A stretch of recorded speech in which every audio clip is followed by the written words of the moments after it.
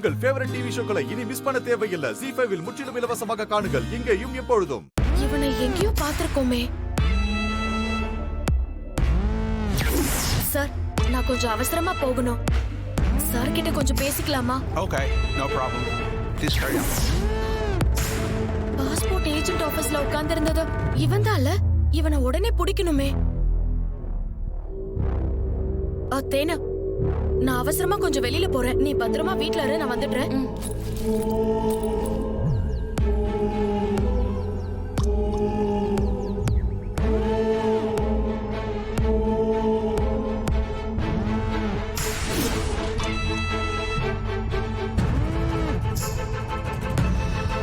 உள்ள வரலாமா?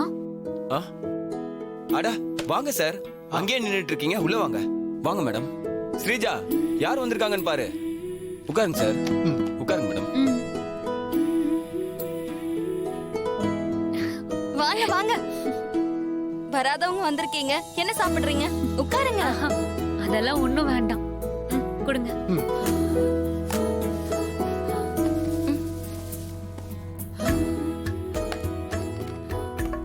இந்தாங்க, ஸ்வீட் எடுத்துக்கோங்க. என்ன விஷயம்? ஸ்வீட் எல்லாம் கொடுக்கறீங்க? முதல்ல எடுத்துக்கோங்க.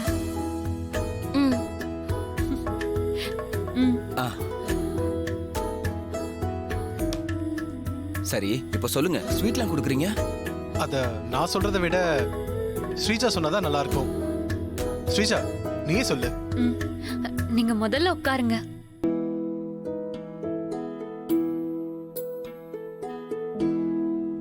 இப்படி வேடிக்கை பார்த்துக்கிட்டே இருந்தா எப்படி? சொல்லுங்க. நான் கன்சீவா இருக்கேங்க. ரொம்ப நாள் கழிச்சு என் வயித்துல குழந்தை உண்டாயிருக்கு.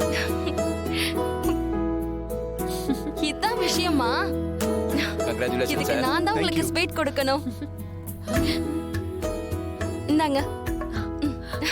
கங்க்ராச்சுலேஷன்ஸ். தேங்க்யூ.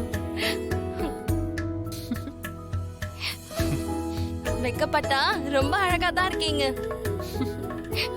நீங்க போய் உட்காருங்க. எங்களுக்கு ரொம்ப சந்தோஷமா இருக்கு சார். சொல்ல போனா இப்ப எங்களுக்கு ரொம்ப நிம்மதியா இருக்கு சார். ஆமா, தப்போ சரியோ, பணத்துக்காக உங்ககிட்ட குழந்தைய கொடுத்து உங்க மனசுல ஆசையை உண்டாக்கிட்டோம். நடந்த பிரச்சனைக்கெல்லாம் நாங்களும் ஒரு காரணமா இருந்துட்டோம். இது எங்க மனசு உருட்டிக்கிட்டே இருந்துச்சு. நீங்க கன்சீவ் ஆகணும்னு நானும் என் வீட்டுக்காரரும் அடிக்கடி பேசிக்கிட்டே இருப்போம்.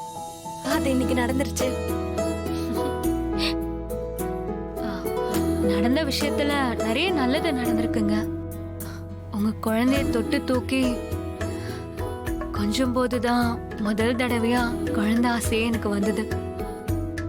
எங்க அக்காவோட வேண்டுதலும் நான் உங்க குழந்தை மேல வச்சிருந்த பாசமும் இன்னைக்கு என் வயித்துல குழந்தை உண்டாக காரணம்.